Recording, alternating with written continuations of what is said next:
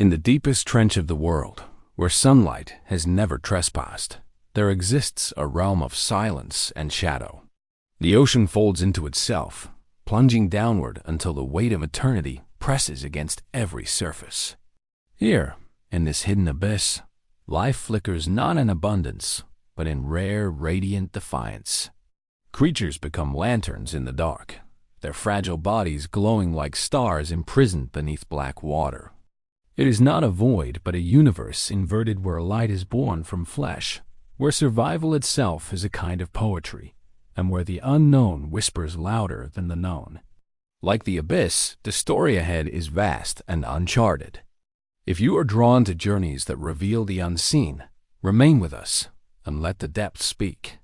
The journey begins not with motion, but with surrender. The vessel waits upon the surface, rocking gently on the restless skin of the Pacific.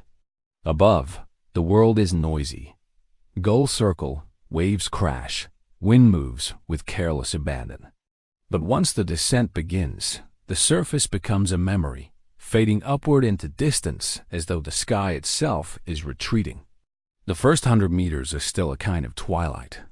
Sunlight filters down in fractured beams, golden shafts cutting through blue. Fish dart in and out of the glow like living fragments of glass. Coral still clings to rock. The ocean seems alive with motion and color. Yet even here, the descent feels inevitable. Every meter gained is a step away from the familiar. At 200 meters, the colors shift. Reds vanish first, bled away by water's silent theft. Oranges follow, then yellows, until only blues and greens survive. It is as though the sea has stripped the spectrum, rationing light, demanding payment for entry. The pressure begins to speak as well. At this depth, a human body would collapse without armor. Steel groans faintly, and the air inside the vessel feels thinner, though nothing has changed. Beyond 300 meters, silence deepens. Sound becomes muffled, swallowed by layers of water that press in like stone. The surface world no longer reaches here. The cries of birds, the crash of waves, even the pulse of wind, all erased. In their absence, a new rhythm begins to emerge. The creak of the vessel, the occasional hum of machinery, the distant clicks of creatures hidden in shadow. At 500 meters, twilight breaks. The last hints of sun vanish into memory, and with them, the world above. Outside the glass, darkness begins its reign. Yet even here, shadows stir, shapes flicker, darting at the edges of perception. Lanternfish with eyes like molten orbs drift slowly, pulsing faint light as if unwilling to yield to total night. The abyss begins to reveal its first secrets. 1,000 meters. The realm known as the Midnight Zone. The ocean is now a cathedral of blackness, immense and endless. Pressure pounds like an invisible hammer. A silence so absolute it seems to breathe. The vessel is no longer descending through water, but through a void, as though falling through the veins of the earth itself. The descent has become more than a journey. It has become a passage into another world. At 2,000 meters, time begins to lose its measure. The descent is no longer something counted in minutes, but in atmospheres, each one heavier than the last. Every 10 meters adds another weight of the sky pressing down. At this depth, the vessel is alone, a speck of defiance surrounded by a crushing infinity. Metal flexes with quiet complaint, as though reminding its occupants that survival here is conditional, borrowed, temporary. The darkness has thickened. It is no longer an absence of light, but a presence, dense and tangible, pressing against the glass as though it wishes to enter. The eyes begin to play tricks. Shapes seem to drift just beyond vision, shadows within shadows, forms that dissolve when focused upon. The human brain, evolved in sunlight, scrambles to interpret what it cannot fully grasp. In the void, imagination awakens, and the abyss takes advantage. At 2,500 meters, faint lights puncture the dark. Not from above, but from the bodies of the creatures themselves. A slow drift reveals a siphonophore, a colony of organisms bound together into one body, stretching in silent elegance. Tiny nodes of bioluminescence ripple along its form, like lanterns strung on a wire. It is fragile, delicate, yet adapted perfectly to survive where no sunbeam has ever wandered. Further still, a ctenophore, its comb rose scattering light into ghostly rainbows, pulses through the water with an unhurried grace. In its wake, the abyss is briefly decorated with color, then swallowed again by blackness. Each flicker, each shimmer, feels like a message. Life persists, even where life seems impossible. At 3,000 meters, human perception of distance collapses. There is no horizon, no ground, no ceiling, only black water without reference. The vessel feels suspended not in the sea, but in a universe without stars. Pressure mounts to levels so absurd the mind refuses to calculate. A thought occurs. Here, everything is alien. Even time bends. The descent is endless, yet the sense of journey remains incomplete, as though the abyss always holds further secrets below. A sudden flash interrupts the meditation. A predator, its teeth transparent, its body almost invisible, lunges from the dark, snaring a smaller fish that glowed too long. The brief struggle is swallowed by shadow, leaving only drifting particles, evidence of survival's harsh economy. In the abyss, nothing is wasted. Death here is not tragedy, but necessity, another flicker of energy in the closed circle of hunger and light. At 3,500 meters, the descent feels less like movement and more like initiation. Each meter downward strips away another layer of the known world. What remains is raw, primordial, untouched by the warmth of the sun or the breath of the wind.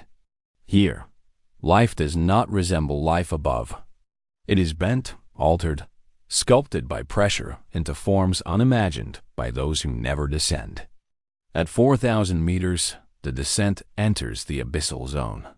It is a realm where life is sparse, yet every organism encountered carries the weight of strangeness. A Dumbo octopus drifts past, its fins like wings, its body moving with an almost childlike grace.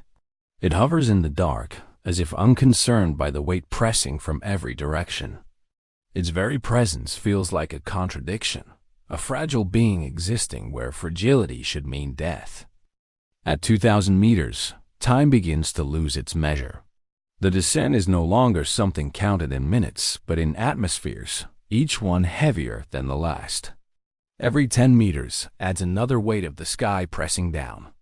At this depth, the vessel is alone, a speck of defiance surrounded by a crushing infinity. Metal flexes with quiet complaint, as though reminding its occupants that survival here is conditional, borrowed, temporary. The darkness has thickened. It is no longer an absence of light, but a presence, dense and tangible, pressing against the glass as though it wishes to enter. The eyes begin to play tricks. Shapes seem to drift just beyond vision. Shadows within shadows, forms that dissolve when focused upon. The human brain, evolved in sunlight, scrambles to interpret what it cannot fully grasp. In the void, imagination awakens, and the abyss takes advantage. At 2,500 meters, faint lights puncture the dark. Not from above, but from the bodies of the creatures themselves. A slow drift reveals a siphonophore, a colony of organisms bound together into one body, stretching in silent elegance. Tiny nodes of bioluminescence ripple along its form, like lanterns strung on a wire. It is fragile, delicate, yet adapted perfectly to survive where no sunbeam has ever wandered. Further still, a ctenophore, its comb rose, scattering light into ghostly rainbows, pulses through the water with an unhurried grace. In its wake, the abyss is briefly decorated with color, then swallowed again by blackness. Each flicker, each shimmer, feels like a message. Life persists, even where life seems impossible. At 3,000 meters, human perception of distance collapses. There is no horizon, no ground, no ceiling, only black water without reference. The vessel feels suspended not in the sea, but in a universe without stars. Pressure mounts to levels so absurd the mind refuses to calculate. A thought occurs. Here, everything is alien. Even time bends. The descent is endless, yet the sense of journey remains incomplete. As though the abyss always holds further secrets below, a sudden flash interrupts the meditation. A predator, its teeth transparent, its body almost invisible, lunges from the dark, snaring a smaller fish that glowed too long. The brief struggle is swallowed by shadow, leaving only drifting particles, evidence of survival's harsh economy. In the abyss, nothing is wasted. Death here is not tragedy, but necessity, another flicker of energy in a closed circle of hunger and light. At 3,500 meters, the descent feels less like movement and more like initiation. Each meter downward strips away another layer of the known world. What remains is raw, primordial, untouched by the warmth of the sun or the breath of the wind. Here, life does not resemble life above. It is bent, altered, sculpted by pressure into forms unimagined by those who never descend. At 4,000 meters, the descent enters the abyssal zone. It is a realm where life is sparse, yet every organism encountered carries the weight of strangeness. A Dumbo octopus drifts past, its fins like wings, its body moving with an almost childlike grace. It hovers in the dark as if unconcerned by the weight pressing from every direction. Its very presence feels like a contradiction, a fragile being existing where fragility should mean death. Nearby, brittle stars crawl slowly across the seafloor, their limbs weaving like threads in invisible currents. They search not for light, but for sustenance carried downward from a world above that has long since forgotten them. Each flake of organic matter, each fragment of decay, becomes treasure. In the abyss, nourishment is rare, and life has become patient beyond measure. At 4,500 meters, the darkness reveals another kind of architecture, the ruins of geology. Vast canyons stretch across the seafloor, carved by forces so ancient they silence thought. Volcanic towers rise like cathedrals of black rock, their surfaces coated in mineral sheen. The descent is no longer through water alone, but through a landscape hidden beneath continents. This is not just the bottom of the ocean. It is a world entire. The vessel drifts past hydrothermal chimneys, their vents exhaling plumes of mineral-rich water into the abyss. From their mouths pour clouds so hot they should kill, yet around them thrive entire colonies of life. Tube worms rise in crimson forests, their bodies sealed in white casings, their nourishment drawn not from sunlight but from chemosynthesis, the alchemy of bacteria feeding on minerals. Shrimp swarm near the vent's edge, their bodies glowing faintly as though painted by the heat.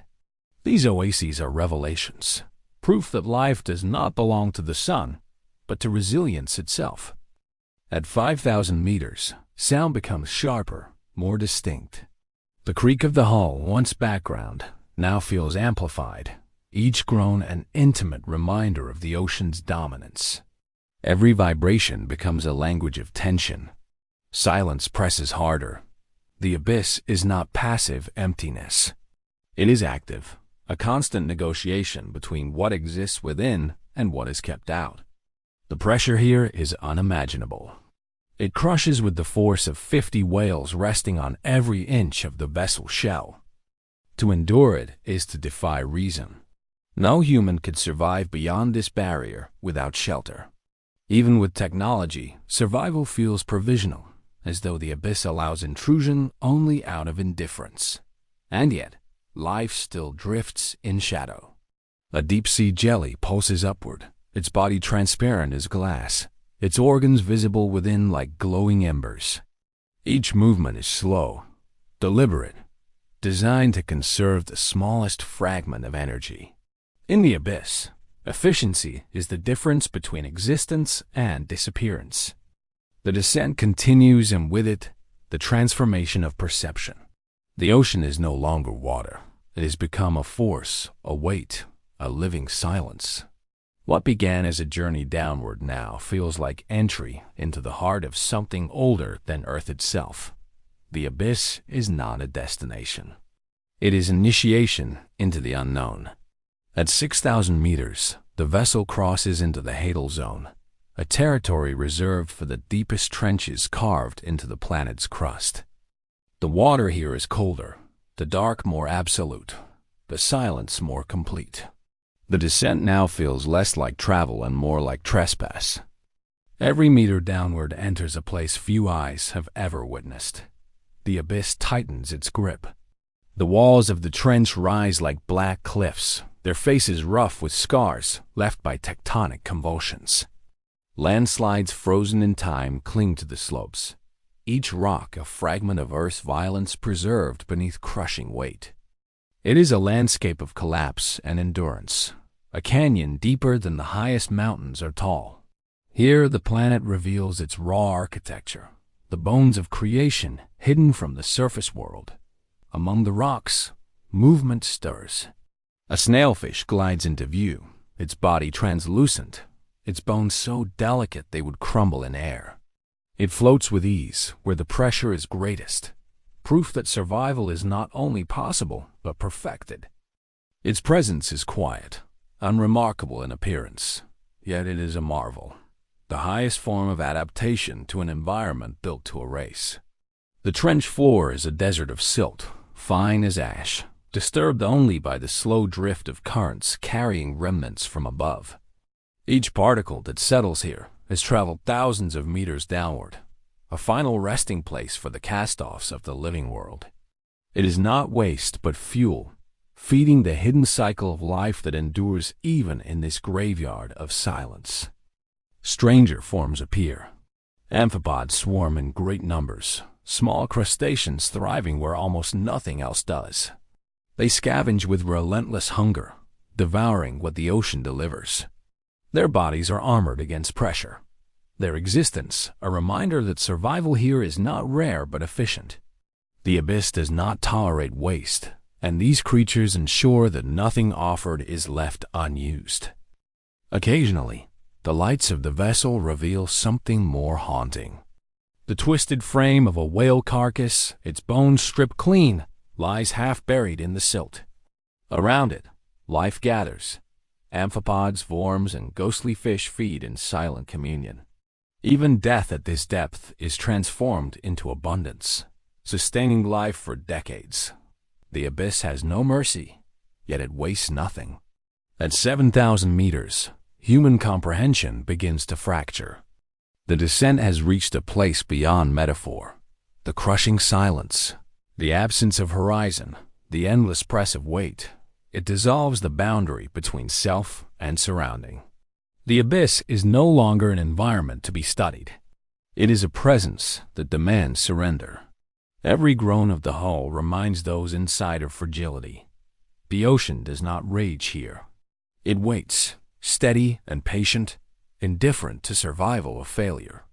It has existed in this state for millions of years, unchanged, unobserved, vast beyond measure. The descent is a reminder not of discovery, but of scale. Humanity is small. The ocean is eternal. And then, the bottom. The vessel settles upon the trench floor. Dust rises in slow spirals, disturbed by landing, before drifting back into silence. Outside, nothing stirs. No coral, no forests, no reefs. Only black silt stretching into shadow, interrupted by the faint shimmer of life too cautious to approach. The descent is complete, but the journey has only begun. For to sit at the bottom of the world is not to have conquered it, but to realize it cannot be conquered at all. The abyss remains untouched, unbroken, a realm that allows visitors only for moments before reclaiming its solitude. The chapter closes not with triumph, but with humility. The surface is gone, the sun forgotten, the air a distant dream. What remains is the truth. The descent was never about reaching the bottom. It was about learning what it means to fall into silence and survive. The abyss does not remain silent for long. Once the eye adjusts to its void, the dark begins to speak in flickers, glimmers, bursts of living fire. Bioluminescence, the alchemy of chemistry and survival, is the abyss's signature, the light of creatures who have made the impossible into a necessity. Here, illumination is not luxury, but weapon, lore, warning, and language. The first glow emerges faintly, a blue-green spark suspended in endless black. It drifts slowly, pulses once, then vanishes. Another follows, brighter than another, until the water is marked by constellations of life. The abyss transforms into a night sky inverted, where stars do not burn above, but swim beneath. Each spark is not random, but deliberate. Each glow has a purpose, a strategy crafted in the silent war of survival. A lanternfish glides past the vessel, its body adorned with photophores, tiny organs that shine with controlled rhythm. It flashes in sequences, a code written in light, attracting mates, confusing predators, signaling identity. To an untrained eye, it is decoration, but to the abyss, it is language, a silent conversation that is carried on for millions of years. These small fish, though fragile, number in the trillions. Their glow feeds the darkness.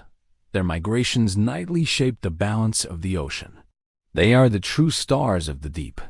Deeper still, a dragonfish emerges. Its body is sleek, armored with scales that scatter light into invisibility. Its jaw unhinges into a weapon lined with fangs so clear they are almost invisible. From its chin dangles a filament tipped with a luminous bulb, swaying gently like a lantern in a void. It lures with beauty and kills with precision. A smaller fish, deceived by the glow, draws close, and in an instant disappears into jaws that snap with silent violence. The light is both promise and trap, beauty and death in the same flicker.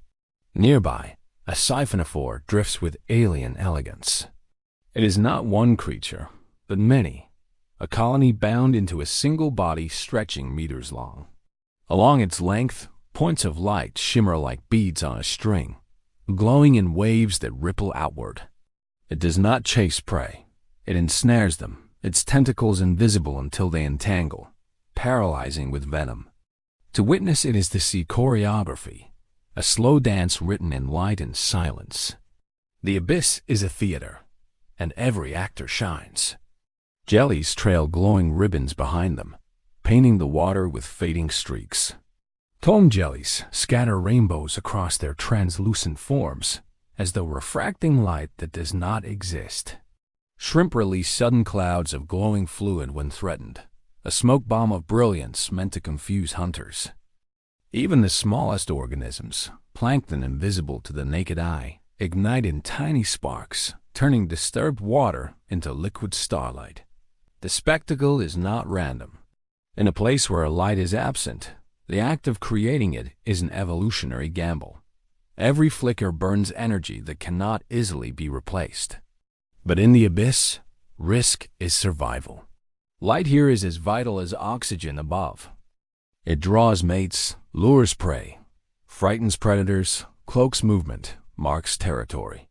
It is a language of necessity, carved into the fabric of existence. The vessel floats among these living galaxies, watching the abyss unfold its secret constellations.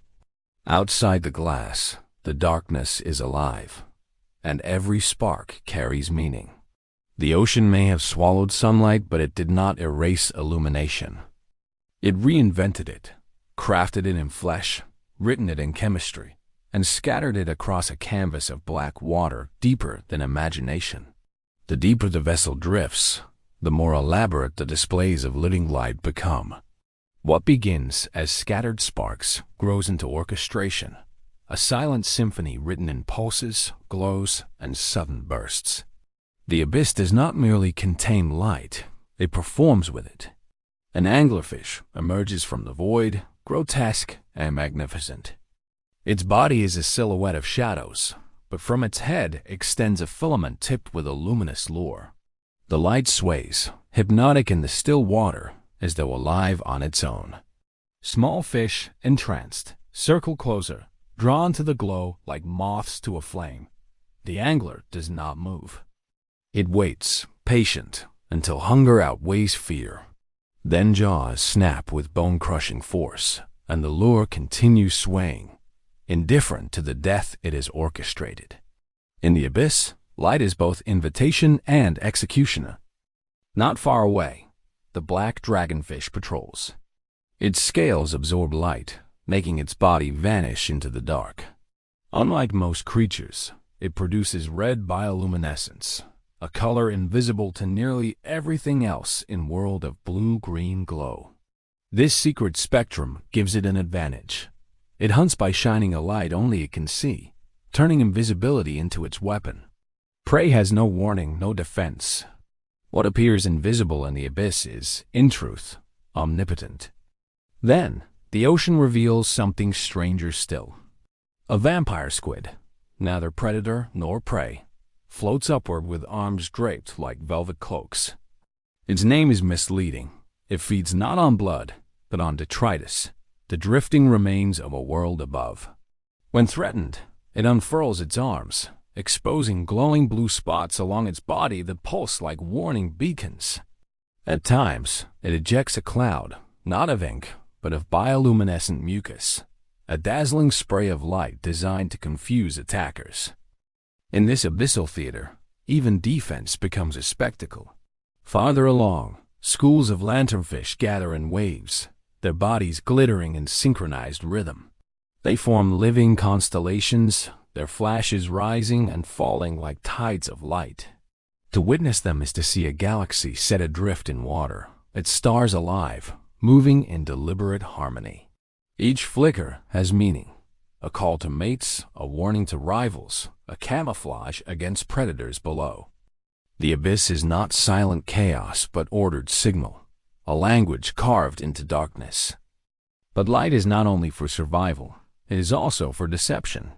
The hatchetfish, with its silver body polished like glass, drifts silently upward. Along its underside, rows of photophores shine faintly, matching the downwelling glow of the faintest surface light.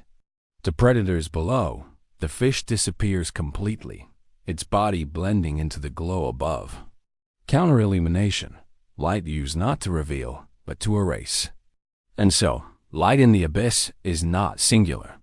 It is multifaceted, weapon and disguise, courtship and camouflage, beauty and terror intertwined.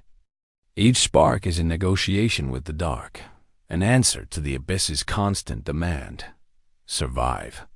The vessel drifts through this world of glimmers, the observers inside overwhelmed by the paradox of it. In the most inhospitable place on earth, beauty flourishes with extravagance. Where darkness should erase, light persists. Where silence should smother, communication thrives. The abyss is not empty. It is illuminated by necessity, and necessity creates poetry. The further the vessel sinks, the more surreal the visions of light become. It is no longer a scattering of glimmers, but a shifting cosmos of brilliance, a spectacle that rivals the stars. Each creature burns with its own signature, its own coded rhythm, as though the abyss itself were a script written in luminescence. A swarm of ostracods drifts past, their bodies no larger than seeds, yet when disturbed, they erupt into bursts of light so sudden and bright, they rival fireflies above ground. These tiny beings scatter in unison, leaving behind streaks of blue radiance that fade slowly into the black. It is a defensive storm, a tactic to disorient predators. In the abyss, survival often means dazzling your attacker long enough to escape. From the trench wall emerges another spectacle, the stoplight loose jaw. Its skeletal jaw hangs wide, a weapon hinged to open almost the length of its head. But its true advantage lies in its vision. Unlike most of its kin, it can see red light, invisible to nearly everything else in this kingdom of green-blue glows. It hunts with beams of crimson, shining upon prey that remains unaware until it vanishes into the lucid jaw's cavernous mouth. The abyss rewards those who bend the rules of vision. The vessel lights sweep across a translucent form, a comb jelly drifting with unhurried elegance. Along its body, rows of cilia beat rhythmically, scattering chromatic waves that ripple across its form.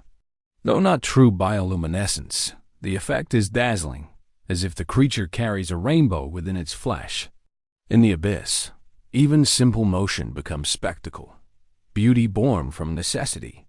Yet the most haunting displays belong not to predators, but to the strange intermediaries between. A hatchetfish floats upward, its mirror-like sides polished into silver, reflecting the abyss around it. Along its belly, faint photophores pulse, mimicking the faint glimmers that filter from far above. This is counter-illumination at work, camouflaged by light, erasing itself from predators lurking below. It is survival by invisibility, a brilliance so subtle it cannot be seen. But the abyss also invents theater. Some squid species use light not just to vanish, but to mislead. They flash in broken patterns, mimicking the glow of other creatures, luring predators, or confusing prey. At times they even strobe in disorienting bursts, a dance of false signals meant to overwhelm the senses of their hunters. Light becomes deception, a riddle written across the water column. The observers inside the vessel are struck by a paradox. Here, where energy is scarce, where food is a rare commodity drifting down from unreachable heights, creatures expend that energy not only to survive, but to shine. They burn their reserves in displays that risk exposing them, gamble their existence on light. Yet it is precisely this gamble that allows them to endure. The abyss is not a desert of silence. It is a masquerade written in blue-green sparks and crimson secrets. Each flicker is deliberate, each glow an answer to the void. In the deepest dark, light has become the truest form of life. The abyss reaches its most haunting beauty when light blooms against silence with no warning, no rhythm, no pattern, but survival itself. Here, every spark feels like defiance, a living refusal to surrender to the black. The vessel drifts into a field of gelatinous creatures, salps chained together in transparent ribbons, their bodies glowing with faint pulses. They float as if suspended in a dream, swaying gently with the current. Each pulse of light is not for defense or lure, but for synchronization, binding them into a collective body.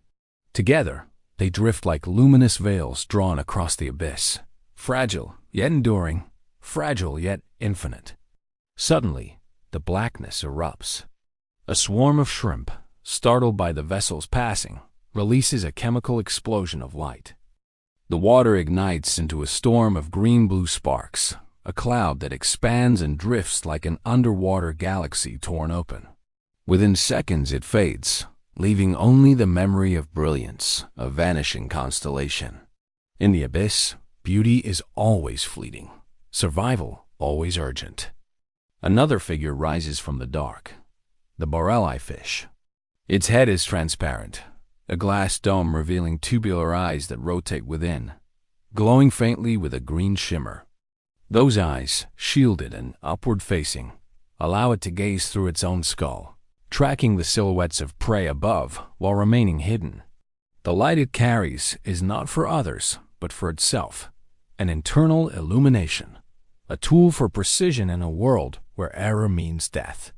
Farther along, the vessel's lamps catch a glimpse of the deep-sea jelly Halotrefs mossi. Its bell explodes into radial lines of light when disturbed, glowing like a firework frozen in silence. The display lasts only seconds before vanishing, yet its impression lingers. A celebration in the abyss, a spark of extravagance where no audience exists but the darkness itself. The trench wall draws closer, revealing ledges cloaked in shadow. Along them, creatures hide, their lights dimmed, revealing themselves only in sudden flashes. Some use their bioluminescence as false signals, imitating smaller prey to lure hunters closer, only to reverse. But the abyss also invents theater. Some squid species use light not just to vanish, but to mislead. They flash in broken patterns, mimicking the glow of other creatures, luring predators or confusing prey.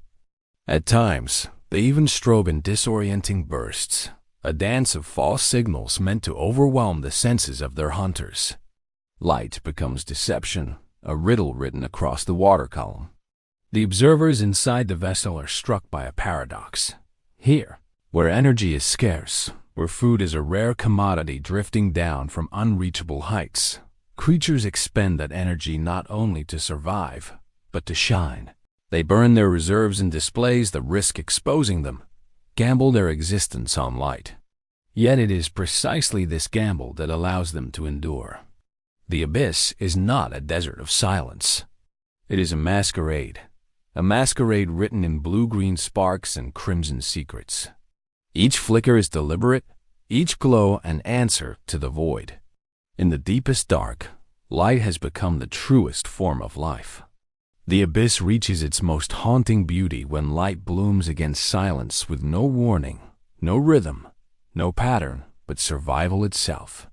Here, every spark feels like defiance, a living refusal to surrender to the black. The vessel drifts into a field of gelatinous creatures, salps chained together in transparent ribbons, their bodies glowing with faint pulses. They float as if suspended in a dream, swaying gently with the current. Each pulse of light is not for defense or lure, but for synchronization, binding them into a collective body. Together, they drift like luminous veils drawn across the abyss, fragile yet enduring, fragile yet infinite. Suddenly, the blackness erupts. A swarm of shrimp, startled by the vessel's passing, releases a chemical explosion of light. The water ignites into a storm of green-blue sparks, a cloud that expands and drifts like an underwater galaxy torn open. Within seconds it fades, leaving only the memory of brilliance, a vanishing constellation. In the abyss, beauty is always fleeting, survival always urgent. Another figure rises from the dark, the Borelli fish. Its head is transparent, a glass dome revealing tubular eyes that rotate within, glowing faintly with a green shimmer. Those eyes, shielded and upward-facing, allow it to gaze through its own skull, tracking the silhouettes of prey above while remaining hidden. The light it carries is not for others, but for itself, an internal illumination, a tool for precision in a world where error means death. Farther along, the vessel's lamps catch a glimpse of the deep-sea jelly Halitref's mossi. Its bell explodes into radial lines of light when disturbed, glowing like a firework frozen in silence. The display lasts only seconds before vanishing. Yet its impression lingers, a celebration in the abyss, a spark of extravagance where no audience exists but the darkness itself. The trench wall draws closer, revealing ledges cloaked in shadow. Along them, creatures hide, their lights dimmed, revealing themselves only in sudden flashes. Some use their bioluminescence as false signals, imitating smaller prey to lure hunters closer, only to reverse the trap. Others emit glowing pulses in sequences, a slow rhythm that could be mistaken for heartbeat or for a secret code written to no one. Here, in the Hadal depths, the lights are rarer but more dramatic. The energy cost is immense, the risk of revealing oneself too high. Yet when they do appear, they are unforgettable. A gulper eel, its mouth vast enough to engulf prey larger than itself, sways through the dark, its tail tipped with a glowing organ. The lure trembles, drawing curious fish toward what seems like a tiny beacon, only to be consumed whole by jaws that snap like doors closing in silence. The abyss has transformed light into language, but it is not a language meant for us. It is coded in survival, spoken only between hunter and hunted, mate and rival. We are voyeurs here, outsiders staring through glass into a dialogue millions of years in the making. Inside the vessel, the realization grows clear. These glimmers are not decoration, not accidents of evolution, but the very pulse of life at depth. Where sun has failed, life invented its own stars. Where darkness reigns, Light became rebellion. The chapter closes with a final vision. The vessel drifts into a pocket of still water, and before the lights are dimmed, the world outside is alive with scattered sparks. Lanternfish, dragonfish, siphonophores, jellies, all weaving together a tapestry of moving constellations. The abyss no longer feels like emptiness. It feels like sky inverted, an ocean of stars burning beneath the world instead of above it. And just as suddenly as it began, the lights fade. The ocean reclaims its silence. The masquerade ends. The abyss waits, black and endless once more. To descend into the abyss is to enter a world where pressure becomes the supreme architect. Every 1,000 meters adds a new weight until the water presses with forces that would shatter steel and crush bone. Yet life persists here, not in defiance, but in mastery. Each creature that survives the deep is a monument to pressure's sculpting hand, designed not to resist but to yield, not to fight but to adapt. The vessel rests along the trench wall, its lights cutting into the void. Shadows reveal beings shaped not by sunlight, but by gravity's constant burden. Their bodies tell the story of existence rewritten under extremes. The first to appear is the abyssal grenadier, a fish with an elongated body tapering into a whip-like tail. Its head is heavy, its eyes enlarged, its muscles reduced. It is not built for speed, but for endurance. In a place where energy must be hoarded, movement is slow, deliberate. Its body is flexible, bending with pressure rather than against it, every tissue tuned to an environment that would pulverize outsiders. Nearby, a deep-sea holothurian, a sea cucumber, crawls across the silt. Its skin is gelatinous, its body boneless. To the untrained eye, it appears fragile, but its softness is its strength. Rigid structures would collapse, but pliability survives. It yields to the crushing weight, absorbing it, transforming weakness into resilience. Farther along, the vessel's lamps sweep across amphipods scuttling over rocks.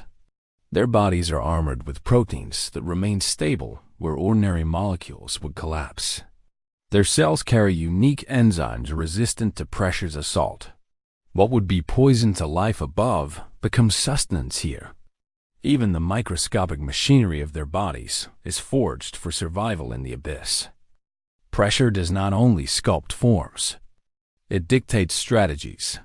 Fish of the deep often lack gas-filled swim bladders, organs that would implode under this weight. Instead, they rely on lipids, oils that resist compression, to maintain buoyancy. Their blood carries molecules that prevent proteins from unfolding, small shields against a crushing invisible hand. Every cell is a fortress, not rigid, but fluid, a balance struck against the impossible. And yet, for all its severity, pressure creates elegance. The Dumbo octopus flutters past again, its body delicate, wings beating slowly. It does not resist pressure. It inhabits it, floating as though born from the weight itself.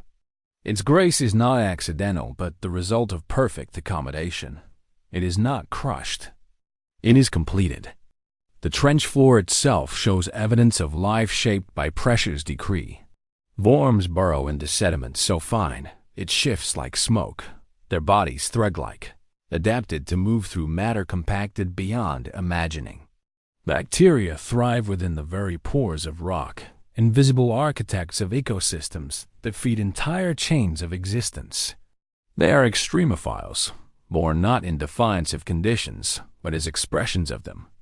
The abyss does not forgive weakness. It does not allow for imperfection. It selects with precision, chiseling away what cannot endure. The result is not fragility, but mastery, forms alien yet exact, lives that belong to the deep as naturally as lungs belong to air. To witness these creatures is to understand that pressure is not an enemy, but a sculptor. It erases what resists, but it perfects what adapts. Each life that moves here is an answer to a single question. How does one exist where existence should be impossible?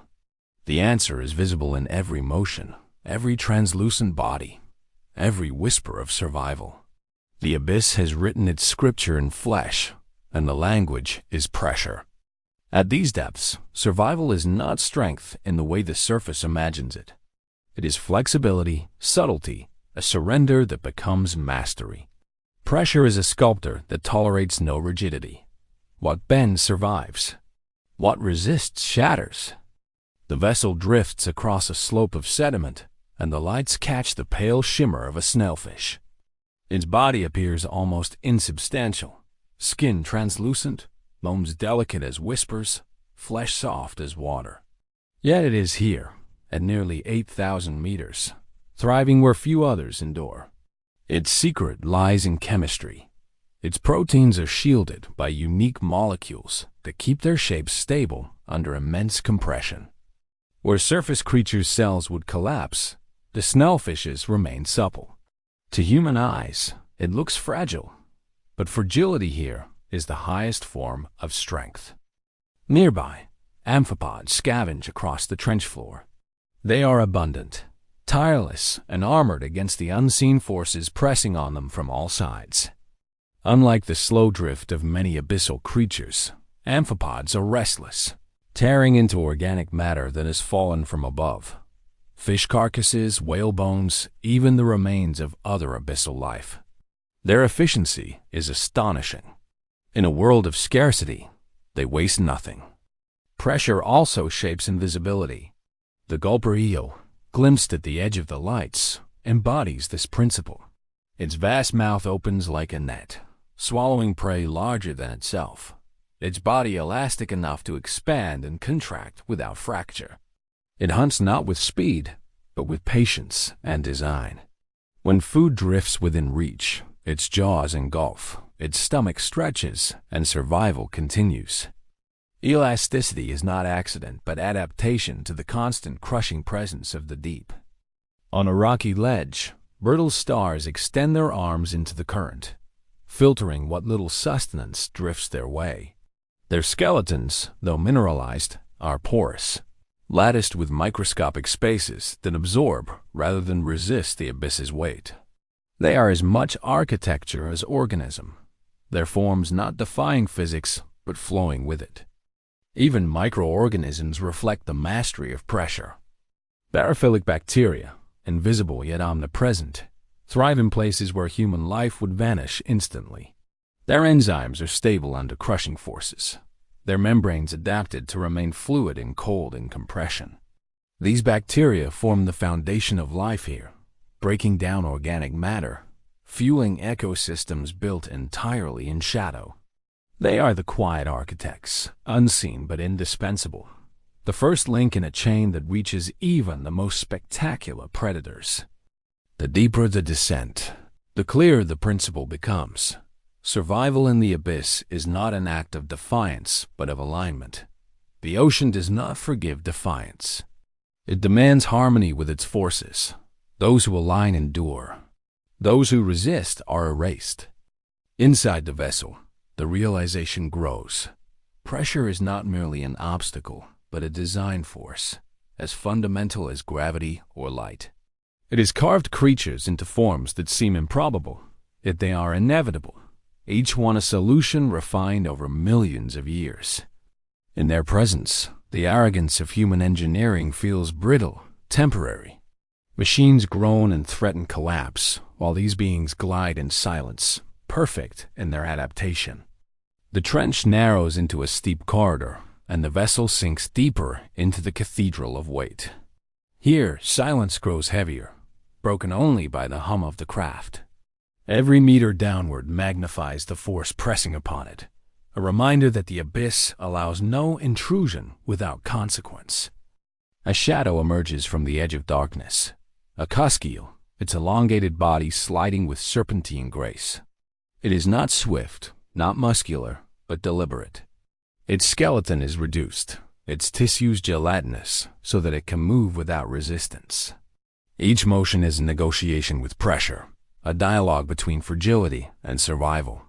It drifts away, vanishing into the trench's folds, leaving only the faint shimmer of scales reflecting borrowed light. The vessel's searchlights sweep across another form, a squat lobster, claws extended, antennae waving through the black water. Its body is armored, yet not brittle. Its shell, layered with proteins adapted for compression, yields just enough to absorb what would otherwise destroy. It is a creature born of compromise, half rigid, half fluid, never entirely one or the other. Pressure does not permit abundance of form. It refines, stripping excess, erasing waste. The abyss is an editor of life, paring down what is unnecessary until only the essential remains. This is why so many deep-sea beings appear spectral, translucent, or unfinished by surface standards.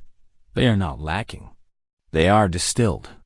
Farther below, the vessel passes the remnants of a whale fall. Bones, half buried in sediment, mark the spot where an entire ecosystem was born from collapse. Amphipods swarm the marrow-rich remains, while hagfish, slick and eel-like, burrow deep into the cavities. Here, pressure has not destroyed but preserved, the skeleton intact even after years. Life emerges not just from survival, but from decay, a reminder that the abyss recycles everything it receives.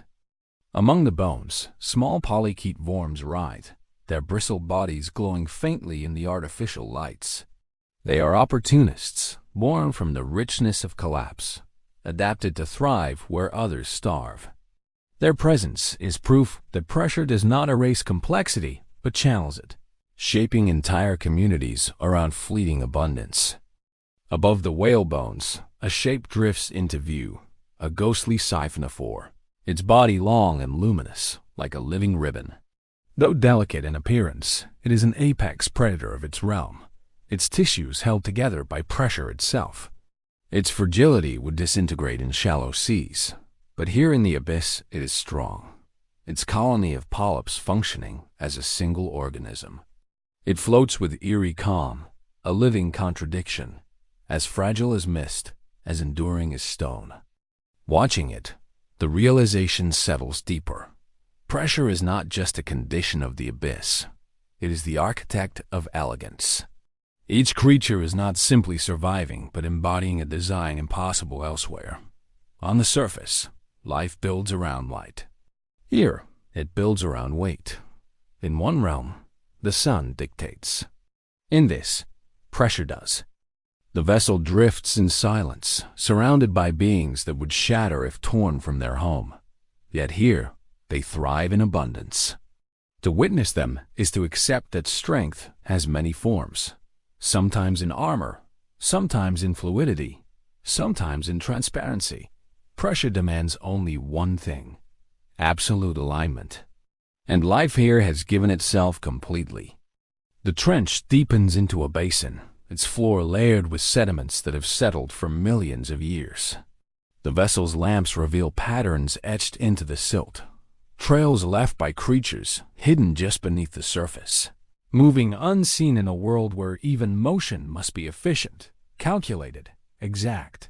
Pressure weighs on everything here, not only shaping bodies but dictating behaviors, commanding how life itself is lived. A rat-tail fish moves slowly across the plain, its silhouette tapering into a filament tail that stirs the water behind it. Its muscles are weak compared to shallow water predators, but weakness is not disadvantage. By conserving energy, it endures in a land where opportunity is scarce. Its oversized head and sensitive lateral line detect vibrations in the water, turning silence into information, invisibility into survival. Pressure has not allowed speed or power. It has allowed perception.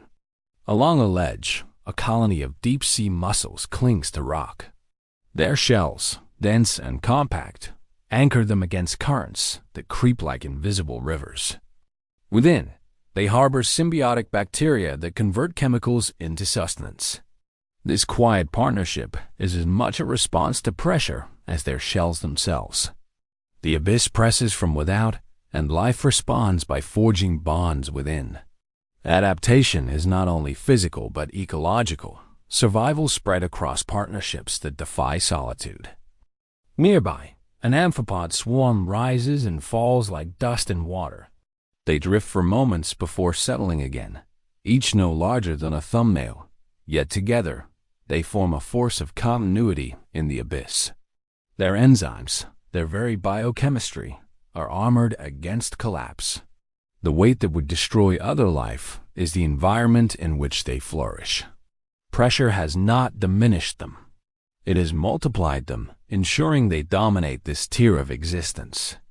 From the darkness, the vessel's beams uncover a strange form, the translucent body of a pelican eel. Its massive mouth hangs open like a pouch, larger than its own body when extended. This grotesque expansion is not distortion, but adaptation. In a place where meals are rare, the ability to engulf prey whole, regardless of size, is a perfect answer to scarcity. Its jawbones are pliable, hinged in ways that would be impossible in shallower seas. Pressure, instead of crushing the structure, has enabled its elasticity, making the improbable inevitable. The deeper one looks, the clearer the paradox becomes. Creatures shaped by crushing force are not broken but liberated into forms unimaginable elsewhere. The abyssal zone is not a graveyard of failed designs. It is a gallery of possibilities unlocked only when every surface, every cell, every molecule is pressed beyond the ordinary.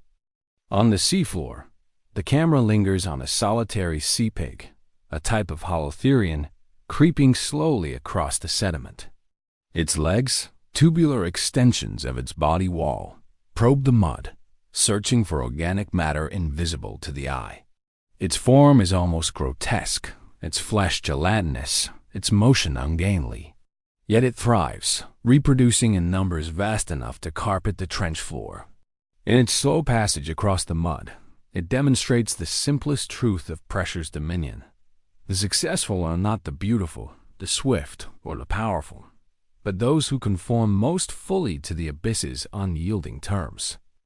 Then comes stillness. The vessel pauses, its lights fixed on the nothingness ahead.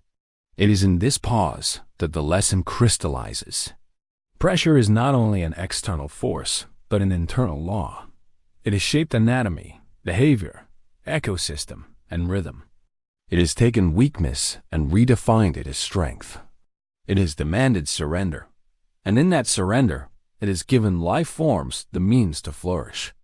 This is the paradox of the deep. What crushes also creates. Pressure is not merely weight. It is law, sculptor, architect. The abyss does not permit defiance, but for those who yield, it writes new possibilities into flesh. The abyss is a cathedral of silence, yet within that silence, predators move unseen. They do not stalk with noise or fury. They glide, they wait. They consume with patience refined over millennia.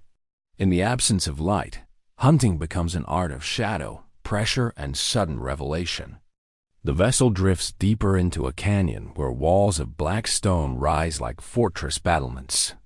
It is here the hunters rule, forms designed not for pursuit but for inevitability. Prey in the abyss has nowhere to run, and predators exploit this truth with ruthless efficiency. A sudden flicker catches the beams. The anglerfish. Its body is small, twisted, almost grotesque in appearance, yet its weapon is unmatched. From its forehead extends a luminous lure, swaying like a living star.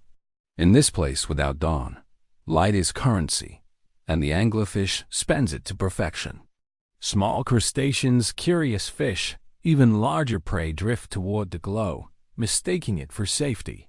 In an instant, jaws snap shut, teeth angled inward like prison bars, preventing escape.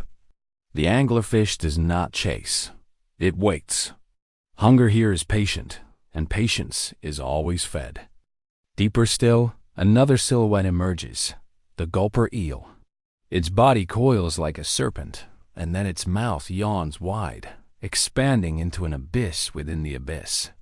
The jaw stretches impossibly, an elastic gate capable of engulfing prey its own size or larger. It is not built for elegance, but for capacity. In a world of famine, the gulper eel is a creature of excess. swallowing opportunity whole, storing abundance in a body designed for expansion. The lights sweep farther, revealing the hunting grounds of the viperfish. Needle-like teeth curve upward, too large to fit within its own mouth, so that even when closed, its fangs remain visible, glistening like shards of broken glass. Its lure, faintly bioluminescent, pulses in rhythm, a heartbeat of light. When prey approaches, the viperfish strikes with explosive speed, impaling rather than simply biting. It is violence made efficient, perfected by scarcity. Each strike is decisive, each kill exact, because failure here is not forgiven. And then there are hunters that do not reveal themselves. The giant squid, rarely seen, drifts beyond the reach of the vessel's lamps. Only fragments appear, a tentacle sliding past, lined with suckers ringed by teeth. A glimpse of an eye, vast and black, reflecting nothing. It is a predator of ambush, using arms that can span longer than the vessel itself, seizing prey before it ever senses danger. Entire battles are fought here, squid against sperm whale, titans clashing in silence, their scars etched across flesh like hieroglyphs of survival. Every predator in this place is shaped not only by hunger, but by silence. They kill without waste, without spectacle. The abyss does not reward violence for its own sake. It rewards precision, endurance, inevitability. They are hunters not of pursuit, but of certainty. The vessel moves slowly, surrounded by emptiness that conceals more than it reveals. Each flicker of movement at the edge of vision suggests a predator watching, waiting. In the abyss, the hunted are never alone, and the hunters are never hurried. The abyss is not chaos. It is discipline, a theater where every predator has perfected a strategy over countless generations. Each motion, each adaptation is measured against scarcity, against darkness, against the silence that swallows sound before it travels. Predators here do not waste energy on uncertainty. They craft inevitability. The vessel's lights sweep along the trench floor, and the outline of a tripod fish emerges. Its elongated fins anchor it upright in the sediment, motionless, statuesque. It does not pursue prey. It waits, balancing on its three extended rays, mouth agape, letting the current deliver food. To the untrained eye, it seems inert, lifeless, yet stillness is its weapon. In the abyss, waiting is a form of predation. Not far beyond, a rat-tail drifts slowly, almost lazily. But within its stillness lies vigilance. Sensitive pores line its head, detecting the faintest vibrations in the water. It does not need light to hunt. It listens to the movements of others, turning silence itself into a map of opportunity. When it lunges, it is sudden, decisive. One strike, one capture, and then stillness again. Then, from the black, a lanternfish flickers. Its body glows with organs that pulse faint light in patterns almost mathematical. These lights do more than confuse prey. They communicate, organize, even camouflage against the faint shimmer of distant surface light. Predators and prey alike are drawn into this bioluminescent ballet, a theater of deception where light becomes both shield and sword. Swarms of lanternfish rise and fall in nightly migrations, and with them, the hunters follow. The vessel turns its beams across a slope of rock, and a faint ripple of movement betrays the presence of a dragonfish. Its slender body shimmers faintly, its jaw hinged with transparent teeth, nearly invisible in the dark. Unlike many abyssal hunters, the dragonfish wields light not just as lure, but as weapon. It emits beams of red bioluminescence, a color most other creatures cannot perceive, allowing it to illuminate prey without being seen itself. In the eternal night, it has forged a private spectrum, an invisible lantern granting vision only to its kind. It is not merely a hunter. It is an assassin of shadows. Above, a faint shape glides into view, a six-gill shark. Its bulk dwarfs the other predators, its movements slow but unstoppable.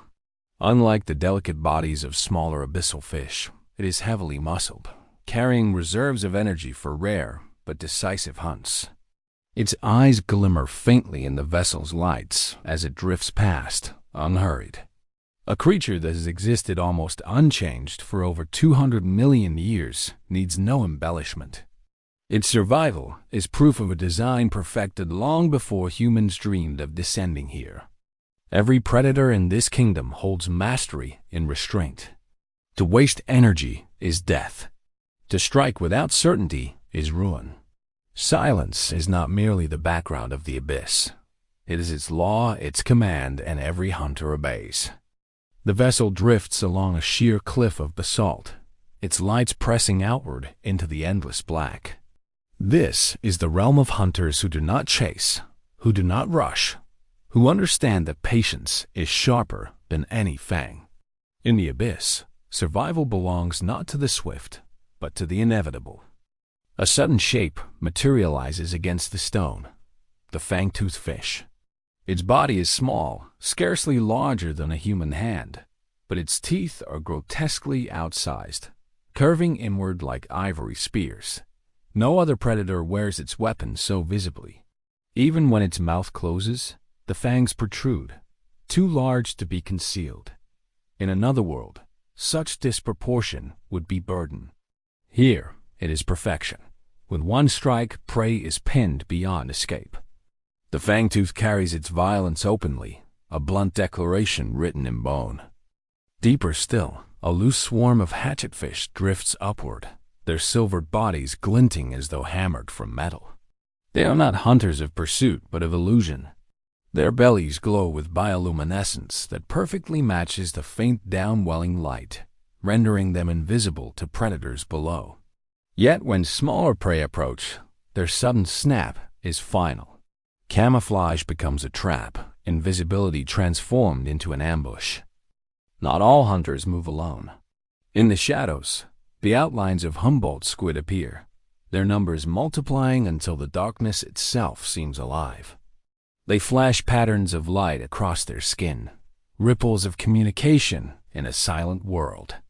Coordinated, they surround their prey, arms thrashing, beaks tearing. Alone they are formidable. Together they are overwhelming, an intelligence woven into muscle and light. For those caught within their circle, there is no escape. And then, at the edge of vision, a far larger hunter emerges. The blunt-nosed six-gill shark returns, gliding like a relic from prehistory. Its movements are almost casual, yet every motion radiates inevitability. Where it drifts, silence deepens. Smaller creatures scatter, for even here in the trench, hierarchy is absolute. The six-gill is patient, ancient, and assured. It does not hunt in frenzy. It simply claims. The abyss teaches one truth with each encounter. Predation here is not spectacle but certainty. Each hunter is tuned to the void, designed for stillness, for deception, for strikes so precise they leave no trace. Violence is distilled into necessity. Death comes without waste, without error, without sound. The vessel glides into a basin where the seafloor lies flat, featureless, stretching outward like an endless plain. At first, the darkness seems empty, void of motion. But here, invisibility itself is the greatest weapon. The hunters of this zone are not seen until they decide to be, and by then it is too late. From the black rises the shadow of a black dragonfish. Its body is thin, its scales so dark they reflect almost nothing. Even under the vessel's lamps, it absorbs light, erasing itself from vision.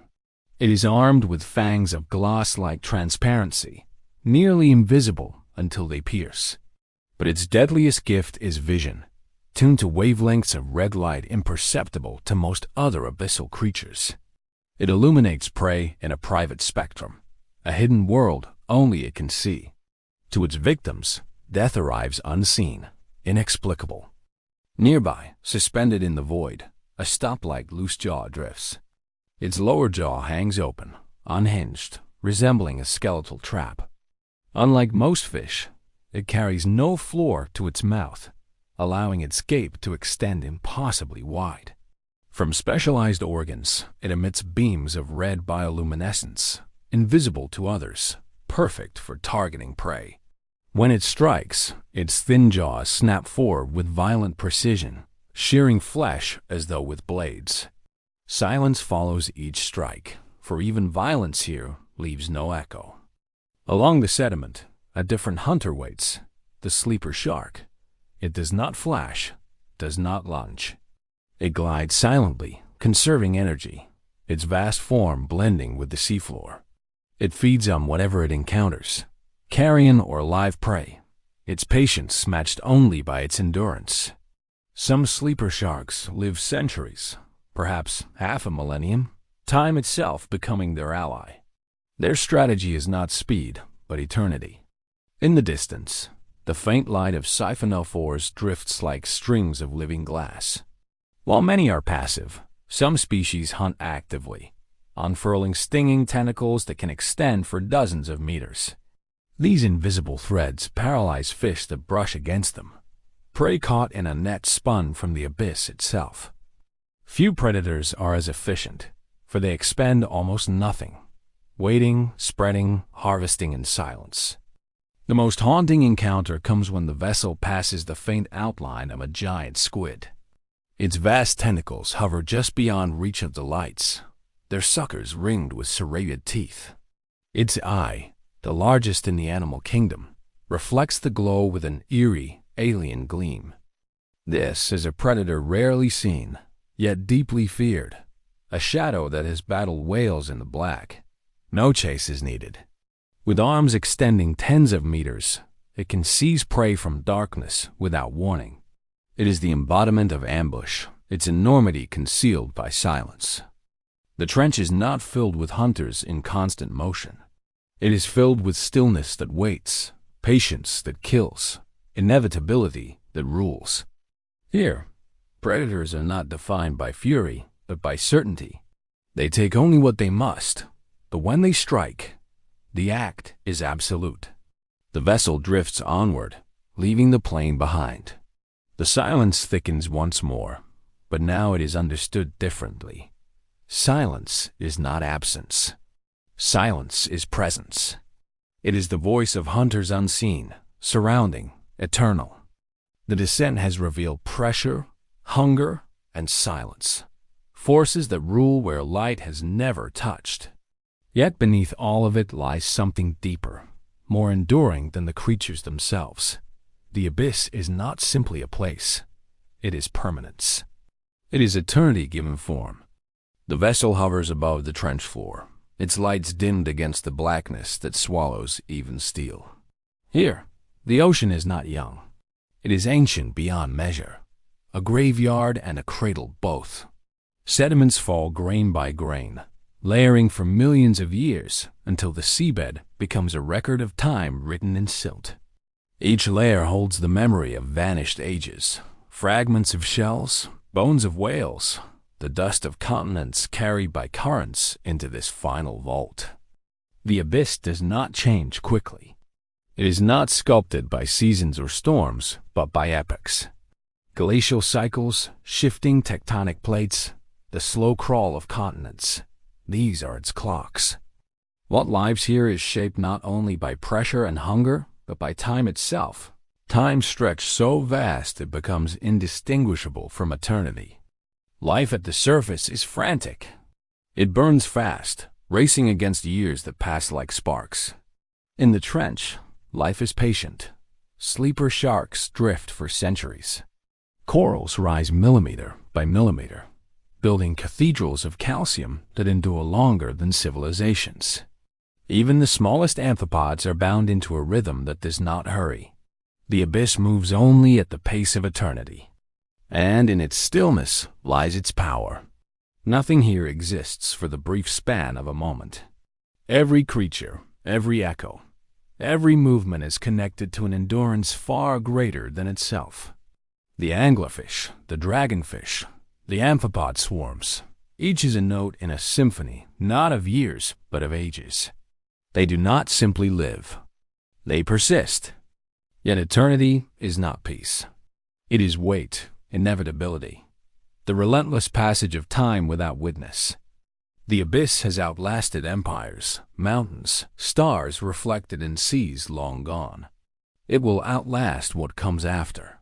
For in this darkness, life does not depend on the fragile radiance of the sun.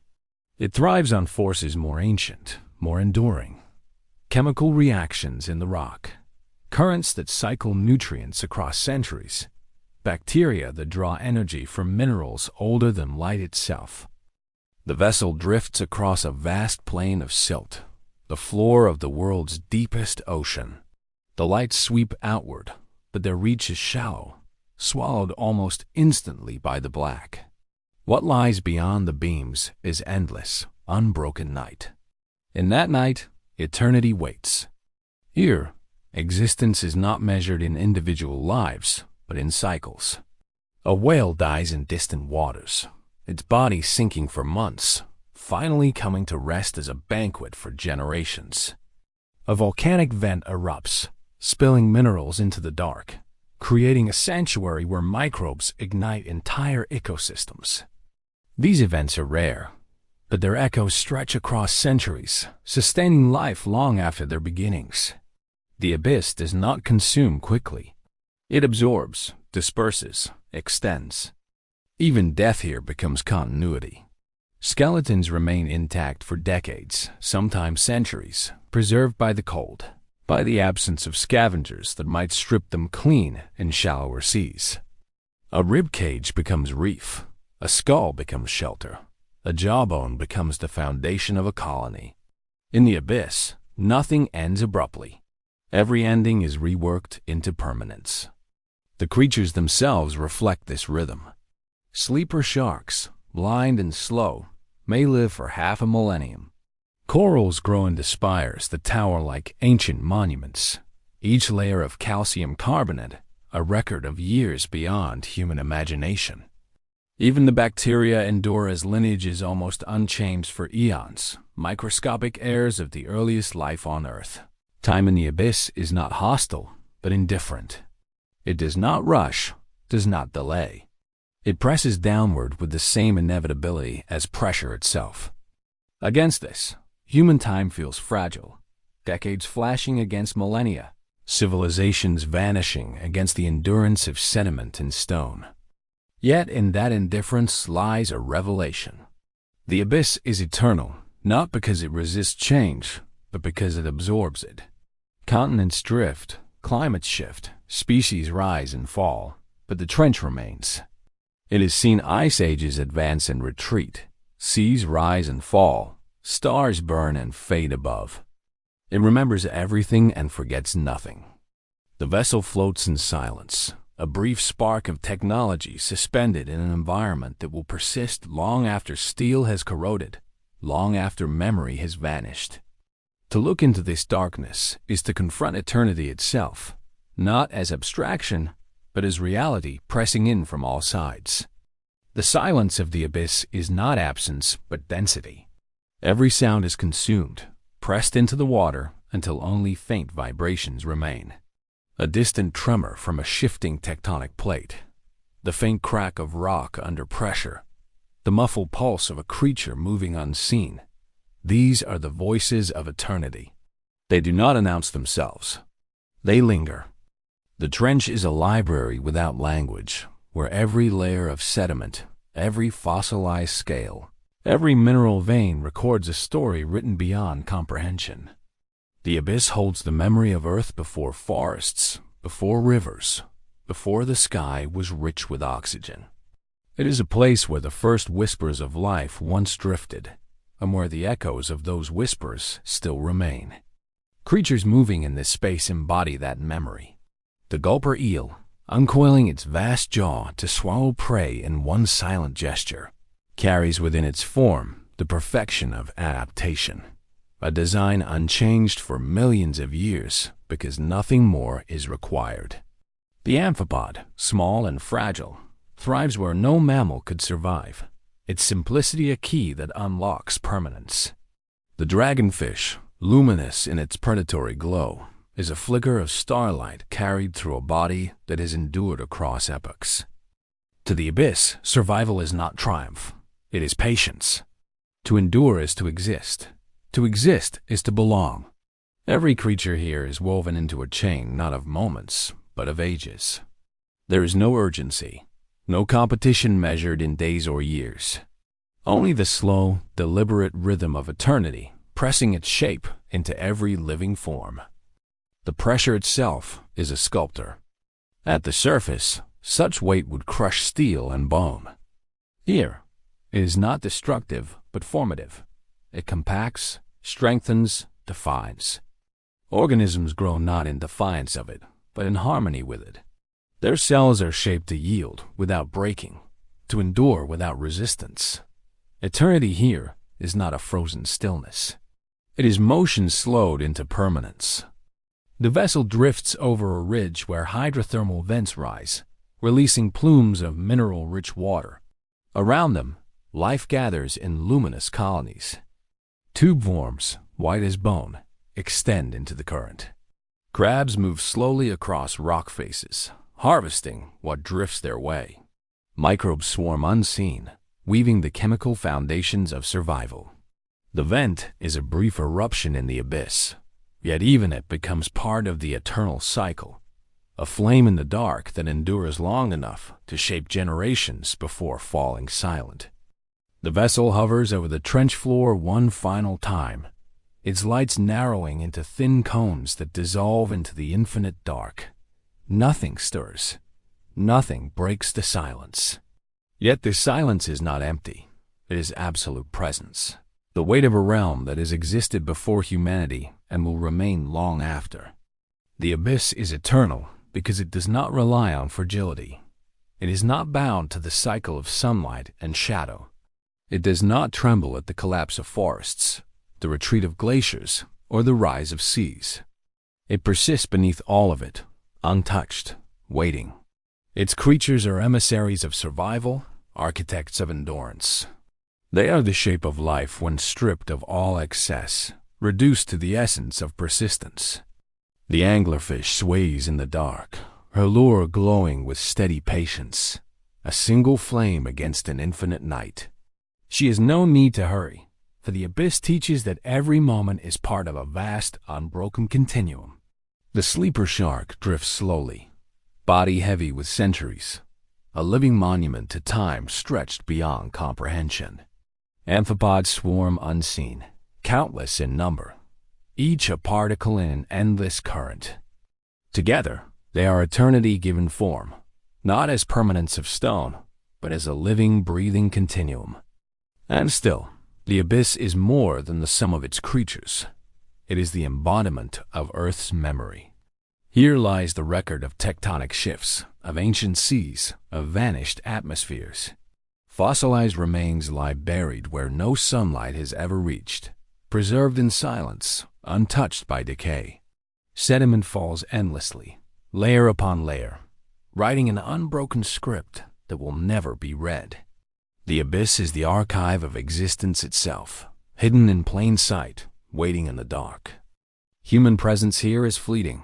The vessel's lights are intrusions, fragile flares soon to vanish. Steel corrodes, technology fails, memory fades. What humanity builds will not outlast the trench. Civilizations rise, empires collapse, species vanish. But the abyss endures. It is the one realm that belongs not to time as humans know it, but to eternity itself.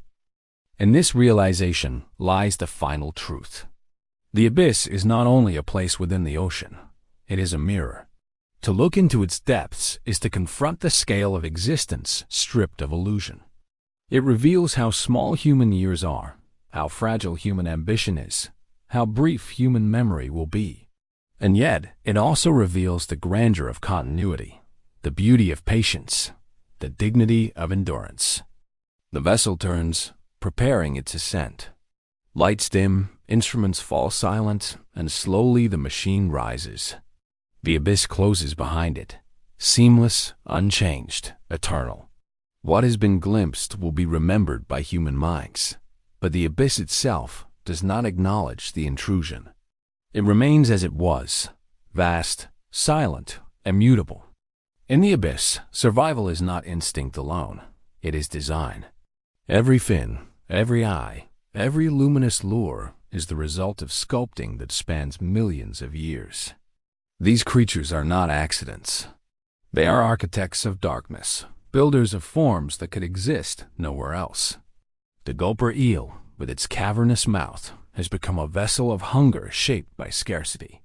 The anglerfish, with her luminous bait, has become a weaver of deception, her body a trap disguised as light. Evolution here is not frantic trial and error. It is the patience of stone carving itself into permanence. Pressure dictates form. Where steel collapses, bone and flesh endure. Translucent skins, compressible bodies, proteins reinforced against crushing depths. These are blueprints of survival written into every generation. Light, too, becomes a tool. Bioluminescence is no decoration. It is the currency of existence. To attract prey, to confuse predators, to signal mates in an ocean where touch and sound cannot carry. The abyss is a place where light has been erased, so life answers by becoming light itself. Each design is a compromise. To live here is to balance fragility with endurance, scarcity with hunger, stillness with patience. These creatures are the engineers of the impossible, adapting not in defiance of the abyss, but in submission to it. The vessel glides past a cluster of creatures suspended in the water column, each form a study in precision. A dragonfish hangs motionless, its teeth gleaming like glass, angled forward to trap anything that ventures too near. Its body glows with faint patterns, pulses of light mapped to the rhythm of hunger and courtship. These are not random sparks. They are languages written in luminescence, sentences that only the abyss can read. Nearby, a siphonophore stretches for dozens of meters, a colony of beings fused into one, each segment with its role. Some to drift, some to sting, some to digest, some to reproduce. It is not a creature in the singular sense, but an architecture of cooperation, a cathedral of organs drifting through the dark. Such forms reveal the ingenuity of existence here, where survival demands unity as much as individuality. Other designs lean into invisibility. Transparent shrimp, glass-like squids, fish with bodies so delicate they vanish into the water itself. In this environment, the greatest defense is not armor, but disappearance. To be unseen is to remain eternal. The abyss rewards these blueprints not with abundance, but with endurance. Each adaptation is costly, carved across millions of years of trial. Yet what survives is not wasteful. It is exact, minimal, tuned to the silence and the hunger. These architects of darkness reveal how life is not merely about persistence. It is about invention in the face of impossibility. The deeper the vessel drifts, the clearer it becomes that every creature here is an equation solved by time. The abyss writes its laws not in ink, but in pressure, cold, and endless night. Those who cannot answer are erased. Those who adapt become living monuments to endurance. The anglerfish is perhaps the purest example. In the vastness where encounters are rare, her body has transformed into a paradox of solitude and necessity. Males are born smaller, fragile, incomplete. They exist only to find her, to fuse with her flesh, to surrender their independence until they become little more than organs, providers of sperm, carried within her body until she no longer hunts alone but carries her mate as part of her design. It is an intimacy born not of choice but of survival, an architecture of reproduction sculpted by scarcity. Elsewhere, the gulper eel waits. Its vast jaw is not a grotesque mistake, but a precise response to famine. To live here is to eat rarely, unpredictably, and always with hunger that does not forgive hesitation. Its mouth can consume prey half its own size, storing energy for weeks, sometimes months, until the next chance arrives. Its stomach, expandable and patient, is a chamber built to hold not only food, but hope itself. Then there is the hatchetfish. Its body is flattened, silvered, reflective as a blade. It mirrors the faint light from above so precisely that predators cannot see it. Along its belly, organs glow faintly, masking its silhouette against the dim twilight from above. It is camouflage perfected, an invention not of color, but of light itself. Each of these beings embodies a principle, nothing wasted, nothing accidental. Every feature, every glow, every curve is a response to a world that gives nothing freely. In this, the abyss is not cruel but exacting. It demands perfection, and perfection slowly emerges. The vessel tilts along the ridge of the trench, and the spotlight grazes a final display of ingenuity. A jellyfish drifts into view, its bell vast and translucent, trailing tendrils longer than a city street. Each filament is lined with stinging cells, invisible until touched, then instantly lethal. It is not built for speed or for strength, but for inevitability. A net cast eternally, waiting for chance to deliver sustenance. In the abyss, patience itself becomes architecture. Nearby, a comb jelly shimmers with waves of refracted light. It does not produce the glow of bioluminescence, but bends the faintest glimmers into cascading rainbows, a living prism adrift in darkness. Its beauty is accidental only to human eyes. To the abyss, its rows of cilia are instruments of motion, a form of propulsion that requires no waste, no sudden bursts, only steady endurance. Even bacteria, invisible to the vessel's gaze, carry architectural genius. They cluster in colonies around vents, harnessing chemicals from the Earth's crust, transforming poison into food. From their work, entire ecosystems bloom. Shrimp, crabs, worms, and fish gather to harvest the foundation these microbes construct. In this way, the smallest architects sustain the largest. The abyss begins not with giants, but with builders too small to see. This realm demonstrates that survival is never random. Every fin, every lure, every jaw is a tool shaped not by choice, but by necessity. The abyss designs with patience beyond imagination. Its architects do not draft with hands or minds, but with generations upon generations of life, enduring and refining until only the possible remains. The vessel hovers in stillness, its instruments recording, its lights fading. The creatures drift back into darkness, their forms dissolving into the eternal black. Yet their presence lingers, etched not in memory alone but in revelation. The abyss is not chaos.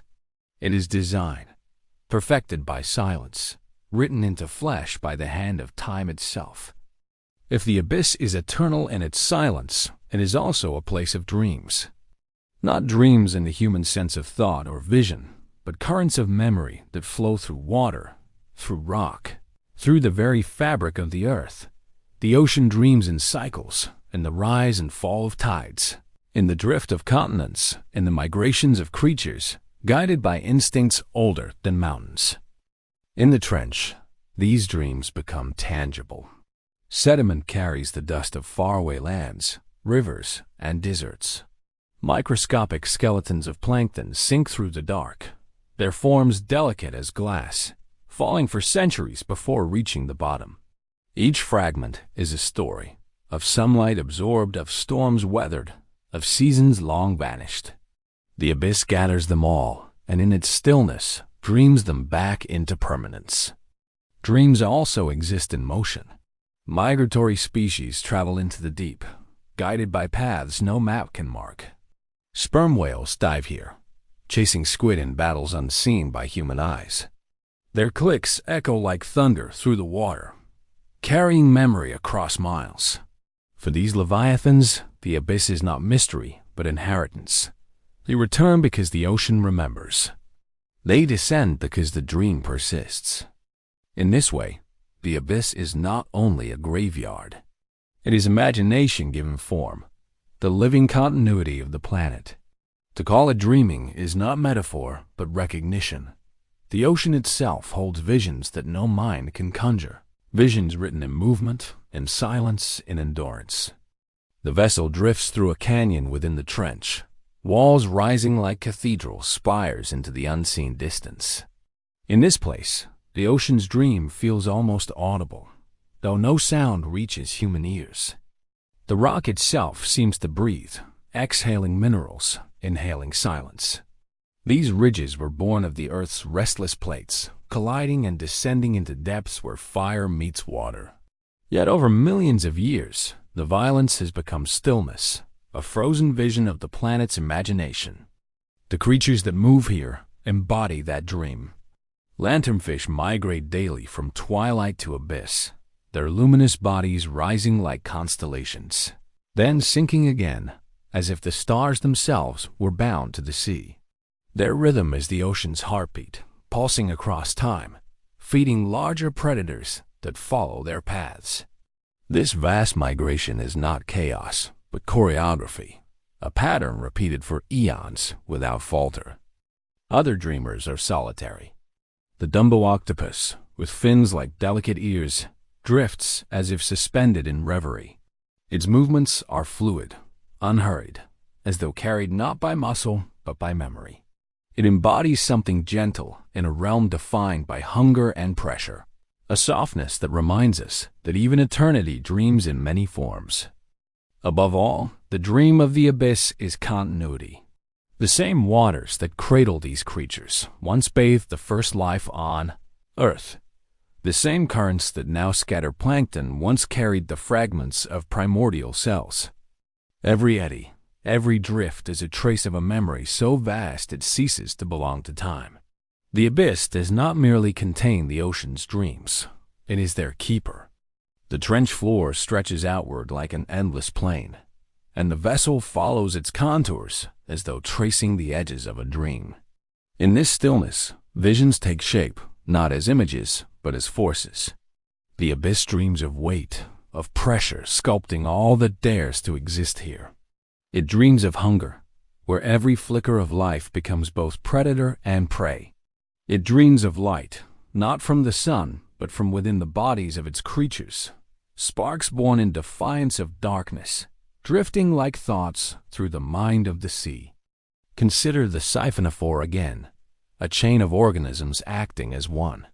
To the eye it seems alien, yet its form reveals something profound, that survival can emerge not from isolation, but from unity. It is as if the ocean itself dreamt of collaboration and gave it flesh. The abyss is filled with such visions, life born from answers to impossible questions. Some dreams are violent. The clash of a sperm whale and a giant squid unfolds far below the surface, each strike echoing into eternity, though no witness remains. Scarred bodies rise toward the surface as testimony, yet the true battle remains in the abyss, repeating endlessly like a forgotten memory. Other dreams are fragile. A larval fish drifts downward, so small it is almost invisible. It is carried by currents that are older than civilizations, a thread in a pattern beyond comprehension.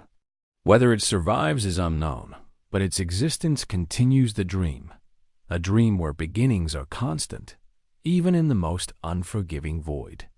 In these forms, the abyss reveals itself not as static but as visionary. It does not simply hold the past. It imagines futures, shaping life in ways unseen, testing possibilities through silence and time. Its dreams are not fleeting illusions. They are blueprints etched into the bodies of creatures that glow, drift, and endure. The vessel begins its slow turn upward, though the abyss remains vast beneath it. From this vantage, the final truth of the ocean's dream unfolds. The abyss is not an end, but a beginning. Every layer of silt is a memory stored. Every glowing lure is a signal passed through time. Every creature is both an answer to the present and a question to the future. Dreams ripple outward in ways unseen. A whale fall feeds countless generations, yet it also alters the balance of the deep, shifting currents of life for centuries. A volcanic vent erupts, spilling heat and minerals into the dark. And in its brief flame, the dream of life expands into new architectures of survival. These dreams do not vanish when the events end. They continue, rippling into the eternal, carried by the silence of the abyss. The ocean dreams of endurance. It dreams of patience. But it also dreams of transformation. Species rise from its black waters, shaped by pressure, by hunger, by time, only to ascend and vanish into shallower realms. Others descend, adapting, submitting, learning the language of eternal night. The abyss is the stage where these transformations unfold, not in moments, but in eras. As the vessel climbs, its lights fade, and the trench dissolves into black once more. Yet even as it disappears, the dream persists. For the abyss does not depend on witnesses. Its dreams are written into stone, into water, into the endless cycles that do not ask for recognition. Above, waves shimmer under sunlight. Below, silence holds the memory of all that has ever been and all that will ever be. The ocean dreams, and the abyss is its eternal mind. The abyss does not shout its truths. It whispers them in silence so profound it feels alive. In the crushing dark, silence becomes more than the absence of sound. It is the presence of eternity itself, pressing into every surface, every creature, every drifting particle. For those who descend, the silence is more unsettling than the pressure. It wraps itself around the vessel, a shroud that no machine can pierce. The surface ocean roars with storms. Waves collide, winds howl, ships creak and groan. Yet all that sound dissolves before reaching the trench. By the time it sinks into these depths, it has been swallowed by weight, stretched into vibrations too faint for human ears. Down here, silence is complete. But for the creatures of the abyss, this silence is a language. A shark glides unseen, guided not by sight or sound but by electroreception, an ability to sense the faintest pulse of energy. For it, the silence hums with hidden signals. A squid drifts, its body attuned to vibrations that humans cannot detect. Amphipods swarm, their movements registering like ghostly footfalls across the ocean floor. To us, the abyss is voiceless. To them, it is alive with conversation written in subtle currents, electric fields, and chemical traces. And yet the silence is not merely communication. It is memory. In this quiet, every sound that does occur lingers far longer than at the surface. The crack of shifting rock, the groan of a distant tectonic plate, the faint call of a whale thousands of meters above, all drift endlessly, preserved by the density of water, stretched into echoes that carry across miles. In silence, sound becomes immortal. Humans fear silence, filling their world with constant noise to avoid the confrontation it brings. But the abyss thrives on it. The silence here is the condition of existence, the foundation upon which life adapts, endures, and evolves. Silence shapes behavior, design, and rhythm. It teaches patience. It teaches restraint. And above all, it teaches permanence. This is the last silence, the deepest silence, the silence that does not end when the vessel leaves. It has existed since before life began, and it will remain when life is gone. To sit within it is to feel the weight of the earth as first breath and its final exhale all at once. The silence of the abyss is not uniform. It shifts like a tide, carrying textures invisible to untrained senses. For those attuned, each layer of quiet reveals a story. Near hydrothermal vents, silence hums with energy, the faint crackle of mineral-laden water erupting into cold. Around whale falls, silence thickens, broken by the steady movements of scavengers feasting in the dark. Along the trench walls, silence carries the deep groan of tectonic strain, vibrations that remind the abyss it is born of Earth's restless bones. Even the creatures reflect these textures. The dragonfish opens its jaws with no sound, yet its prey senses the movement as pressure shifts ripple outward. A jellyfish pulses, silent to human ears, yet its motion writes faint waves into the still water. A shrimp snaps its claw, and though the sound is muted by depth, its shock carries farther than expected. A single interruption etched into the silence.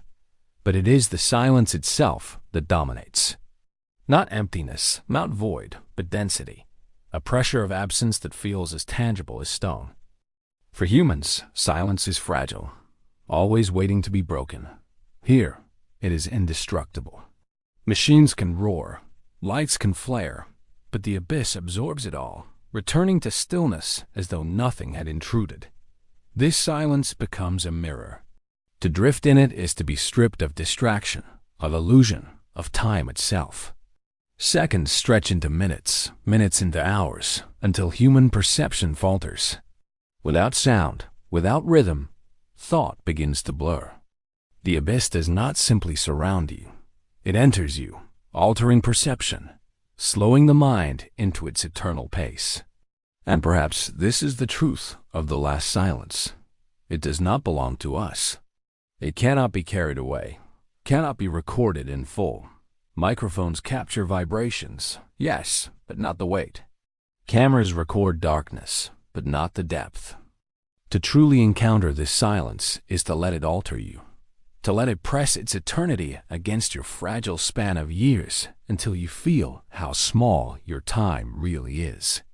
Consider the surface world where silence is rare. Cities hum ceaselessly, forests rustle with wind, deserts echo with shifting sands. Even the stillest landscapes are alive with noise, subtle or loud. Silence, there is a pause. In the abyss, silence is not pause. It is the state of being. It is the constant. The vessel's lights sweep across a plain of silt. No creature moves in their path, yet the silence feels charged, as if countless unseen beings linger just beyond sight, their existence written in absence rather than presence. The trench is not empty. It only appears so. Its silence conceals as much as it reveals. The abyss teaches that silence is power. It hides predators until the moment of strike. It cloaks prey as they drift invisibly past. It gives the illusion of emptiness where life thrives unseen. Silence is strategy, defense, and weapon all at once. For the abyss, silence is not void but eternity's canvas. It is the backdrop upon which every adaptation is painted. Without it, bioluminescence would be lost, drifting unnoticed in noise. Without it, the slow patience of survival would be drowned. Silence is not absence here. It is foundation. It is permanence. It is law. And in this silence lies revelation. The universe itself is silent. Stars burn without sound. Galaxies turn in absolute quiet. The abyss is not alien to the cosmos. It is kin. To descend here is not only to enter the ocean's last silence, but to hear, in silence, the echo of the universe itself. The vessel prepares its ascent. Its lights flicker, instruments hum. Metal creaks faintly under pressure. Yet all these noises vanish almost immediately, absorbed into the black. The abyss does not resist them. It erases them. As the machine rises, silence follows, unbroken, immutable. This is the last gift of the abyss, understanding that silence is eternal, while sound is temporary. The roar of storms, the clash of wars, the songs of civilizations, all of it vanishes with time. What remains, always, is silence. The ocean keeps it. The earth keeps it. The universe itself is written in it. The creatures return to their rhythms unseen, their designs perfected by silence. The anglerfish sways with her luminous lure. The dragonfish drifts with teeth aglow. The amphipods swarm like particles of thought. None of them disturb the abyss. They are part of it, threads woven into its eternal quiet. The vessel breaks upward, climbing slowly toward the realm of noise, of waves, of wind. Above, light will glitter. Above, sound will roar. But below, the last silence endures, untouched, waiting. It does not mourn the departure. It does not anticipate return. It simply is. And in that endless silence, the abyss remains what it has always been. The memory of the earth. The architect of patience. The keeper of eternity. The last silence is not a place to be escaped. It is a truth to be acknowledged. When the final ship sinks, when the last city falls, when human voices fade into history, the abyss will not change. Its silence will remain vast, infinite, eternal. Currents shape the abyss, though they move unseen. On the surface, waves shout their presence, crashing against coasts, pulling ships, shifting sands. But in the trench, currents whisper, gliding with patience measured not in hours, but in centuries. These are not storms or tides. They are rivers of eternity, flowing through darkness like the breath of the earth itself. The abyssal currents do not roar. They do not foam or glitter. They slide across the ocean floor with the weight of mountains, yet so slowly that no human eye could measure their pace. To call them invisible is insufficient. They are felt, not seen. They sculpt landscapes, carve valleys, bury ridges under centuries of silt. They carry life and death alike, particles of food, fragments of bone, clouds of ash. Imagine a grain of dust falling from the surface. Perhaps it is the fragment of a plankton shell, broken after drifting for weeks in sunlight. Perhaps it is a sliver of volcanic ash hurled into the sky during an eruption. It drifts downward for months, even years, crossing the twilight zones, descending through the black. When at last it reaches the trench, it does not rest. The current claims it, sweeping it along the abyssal plain. What began as a single grain joins the slow-motion river of forgotten things, a procession of dust that feeds the floor of the world. Currents are not blind. They are shaped by the earth's turning, by the pull of the moon, by the dance of tectonic plates. Their movements are written by forces older than life. The abyss does not resist. It bends to them, reshaping itself again and again. Canyons deepen. Ridges rise and collapse. Sediments shift like deserts under invisible winds. And life has learned to follow. Creatures anchor themselves where currents converge, feeding on what drifts. Filter feeders spread their nets, invisible threads catching the microscopic rain. Amphipods swarm in clouds where nutrients collect. Even giants, sharks, squid, whales are guided by these hidden highways. Their migrations tuned to ancient paths written in currents. But currents are more than food. They are memory. Every fragment they carry tells a story. Dust from deserts, pollen from forests, ash from volcanoes, all descend eventually into the trench, stored like records in the slow archives of the deep. The abyss does not forget. Its currents collect the past, preserving it in layers of sediment thicker than mountains. Within them lie histories untold. The rise of forests, the fall of species, the traces of civilizations long crumbled. If silence is the abyss's voice, then currents are its hand. They sculpt, they shape, they archive. To sit with them is to feel time move not as hours, but as epochs. To follow them is to follow the hidden rhythm of the earth itself. And yet, like silence, they are indifferent. They do not carry with purpose. They do not distinguish life from death, treasure from dust. They carry all with equal patience, equal weight. To the abyssal current, a grain of volcanic ash is no different from a human bone. Both join the same river. Both vanish into the same archive. Here lies the abyss's final lesson. Currents do not serve. They simply are. To drift with them is to surrender to inevitability. To resist them is to waste strength. All things, in the end, are carried by the forgotten currents. The vessel holds still, its engines idling in silence, while sensors trace the faint pulse of water around it. There is no rush, no swirl, no turbulence. Only the patient movement of something vast, immeasurable. At this depth, a current is not felt as force, but as inevitability. It does not push or pull. It guides, it persuades. It writes its story into the trench as though the abyss were parchment and time its pen. To witness these currents is to confront a paradox. They are invisible, yet they shape all that lives here. They are slow, yet their effects are colossal. They move not in days or years, but in spans that dwarf civilizations. The very shape of the seabed beneath the vessel is their work, not carved by sudden violence, but worn into being by endless patience.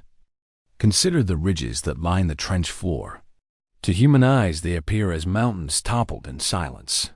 But each is the product of current and sediment. Silt, carried grain by grain, builds into drifts, then into dunes, then into ranges. In places where two currents meet, whirlpools form, not in spirals we can see, but in spirals of sediment hundreds of miles across. These eddies trap matter, storing it for millennia, creating oases where life blooms. Life itself follows these lines of motion. The smallest creatures, too frail to resist, are carried freely. Larvae, eggs, plankton, all descend into the trench guided by currents as if by destiny. Many will never survive, consumed by predators or pressure. Yet enough endure, enough scatter and grow, to ensure the abyss remains alive. In this way, the currents are midwives of the deep, delivering new life to places unreachable by will alone. But they also carry death. A whale fall begins not as stillness, but as a drift. When a leviathan dies near the surface, gases swell in its body, carrying it upward, then pulling it down. Once it begins its descent, the body enters the slow, invisible current. Flesh, bone, and memory are escorted into the trench. By the time it settles, it is no longer merely a corpse. It is a feast. Hundreds of species gather, feeding for years. Yet even after the skeleton has been stripped clean, it does not rest. The currents claim it again, grinding bone into powder, scattering fragments into eternity. Every particle carried is both loss and continuity. Volcanic ash from distant eruptions falls into these same flows. Dust from deserts, a world away, finds its way here. Even the chemical traces of human industry, plastics, metals, poisons, descend and join the current's drift. The abyss remembers all. It does not erase. It archives. Within those archives lie secrets. Paleontologists and geologists who study cores drilled from the seafloor read them like scrolls. A centimeter of sediment might hold 1,000 years of history. Beneath miles of water, every storm, every eruption, every extinction has left its mark. The currents carried them here, stored them layer upon layer, until the abyss became the library of the earth itself. What does it mean for a current to forget nothing? What does it mean for the abyss to carry every moment of the planet's breathing? To humans, memory is fragile, fleeting, easily lost. To the trench, memory is substance, matter itself, collected grain by grain. The forgotten currents are not forgotten at all. They are the keepers of remembrance, though they whisper it only to stone. And as the vessel lingers, drifting with the flow, it becomes clear. To follow these currents is to abandon the illusion of control. One does not master them. One joins them. One becomes sediment or drift or dust. One becomes part of the story carried endlessly into the future. The abyss is not silent in its stillness. It murmurs in the motion of currents, though the sound is not one a human ear can hear. It is the shifting of silt, the stirring of invisible rivers across a floor that has never seen the sun. To remain with it long enough is to sense the rhythm, not in seconds or minutes, but in centuries. It is the pulse of the earth, carried through water, recorded in dust. The vessel drifts into one of these deep rivers. Instruments reveal a slow but steady stream of particles moving across the trench. A tide of fragments so fine they appear as fog in the lights. Each speck is a messenger. This one perhaps came from a rainforest tree, carried down rivers, swept into seas, and finally surrendered to depth. Another might be volcanic glass, shattered in fire, hardened, then broken again by waves before settling into the abyss. Still another could be the faint trace of human presence, a molecule of plastic, impervious to decay, wandering with the same patience as ancient dust. Currents weave these messengers together, stitching them into patterns unseen by any observer. They do not choose. They do not discriminate. They accept all things, fold them into motion, and carry them into the endless dark. Creatures depend upon this drift. A blind sea cucumber stretches delicate fronds into the current, filtering fragments of food. Feather stars cling to rocks, their arms unfurled like black flowers, catching what drifts past. Amphipods swarm like ghosts, rising in clouds whenever a large shadow disturbs their feeding. For these beings, the current is not abstract. It is their lifeblood, their constant deliverer. Without it, they would starve. And yet, the current does not exist to feed them. That is the paradox. It moves whether life thrives or perishes. It carves valleys whether creatures follow or not.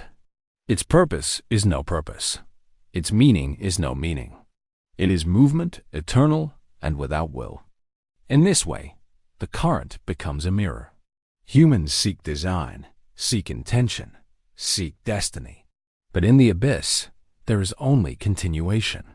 To follow the current is to accept that not all rivers flow toward purpose. Some simply are. Some simply endure. The vessel's lights reveal long furrows in the sediment, tracks carved not by geological force, but by living things that have walked here in silence. Perhaps giant isopods, armored like relics of a forgotten era, crawling along the floor in search of decay. Their paths cross the current again and again, their heavy legs sinking into the soft bed, leaving scars that currents will one day erase. Even these marks, temporary as they are, become part of the memory. The current does not keep the shape, but it carries the remnants forward, scattering them until the record dissolves. Higher above the floor, larger travelers drift. Sleeper sharks, pale and sluggish, move as though pulled by unseen threads. They are ancient wanderers, living centuries, following the slow drift of scent carried on currents too faint for machines to detect. They patrol these forgotten highways, feeding on whatever the abyss delivers. Their bodies themselves become archives, storing the history of every meal, every migration. In their flesh lies the record of centuries of drifting matter, a story written in tissue instead of stone. And yet, even the shark is transient. Its life will end, its body surrendered to the same motion that once fed it. The current will take it apart as it takes apart all things. Bone will crumble, flesh will vanish. What remains will be scattered into sediment, another layer in the endless memory of the trench. The current teaches this. Permanence is illusion. Motion is the only constant. Everything else, creature, stone, even ocean, bends to the drift. The vessel's path begins to curve, not by command, but by the pull of the water itself. Instruments confirm the shift. It is subtle but certain. The current has claimed it, carrying steel and light as easily as it carries dust. For a moment, the vessel is no longer an intruder. It is part of the same endless procession. The trench grows darker still, as if the lights of the vessel are swallowed before they can travel. Here, the current is no longer gentle drift, but a deeper, more patient tide. It moves with the inevitability of gravity, though its direction is not down but onward, always onward. It carries everything. The shells of foraminifera, microscopic architects of calcium. The soft remains of jellyfish, their bodies dissolved into threads of protein. The mineral dust of mountains ground fine by wind and water thousands of miles away.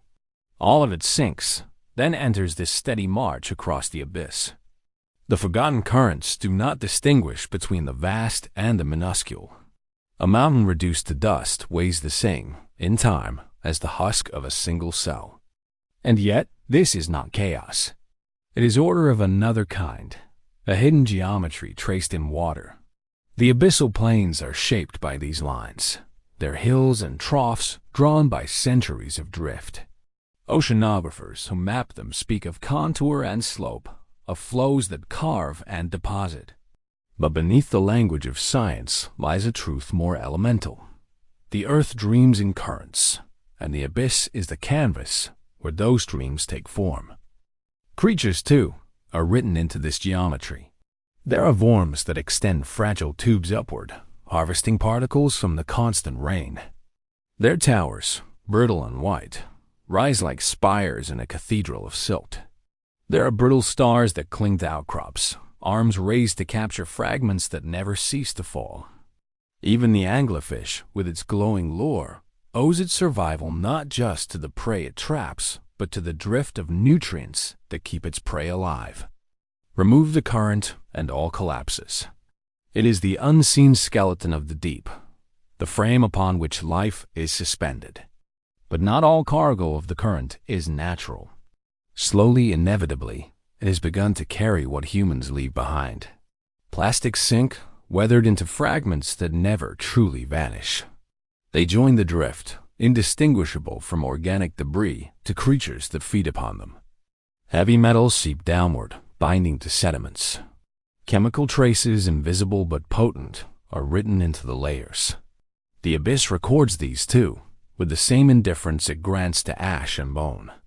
In time, a future intelligence, if one exists, may read these layers and see us as clearly as we see the record of ancient extinctions. The thought is both humbling and haunting. For the abyss is patient. It does not rush. It waits. Civilizations may rise and crumble before a single layer of sediment hardens into stone. And within that stone will lie the story we have written, willingly or not, into the forgotten currents. Above, storms rage, continents shift, species come and go. But here, at the ocean's floor, the current does not change. It endures. It flows beyond memory, beyond witness, beyond even life itself. And when one lies still long enough in its presence, the illusion of separation dissolves. Dust and body, bone and thought, all are carried together. The vessel, still drifting, becomes a metaphor made real. It is steel, human-made, a machine of intention. Yet here it moves as dust moves, surrendered to the slow procession. No will of its own could resist for long. It belongs, as everything belongs, to the current. At last, the instruments note a shift. The current begins to thin, dispersing into broader silence. The vessel steadies, free again to choose its path, but the truth remains. Freedom is illusion, for even when the current loosens its hold, the memory of its inevitability lingers. All things move with it, in time. All things surrender. And in that surrender lies the deepest law of the abyss. Not violence, not hunger, not even silence, but motion, endless, patient, unremembered, yet eternal. These are the forgotten currents, the invisible rivers that carry not only the weight of the ocean, but the weight of time itself.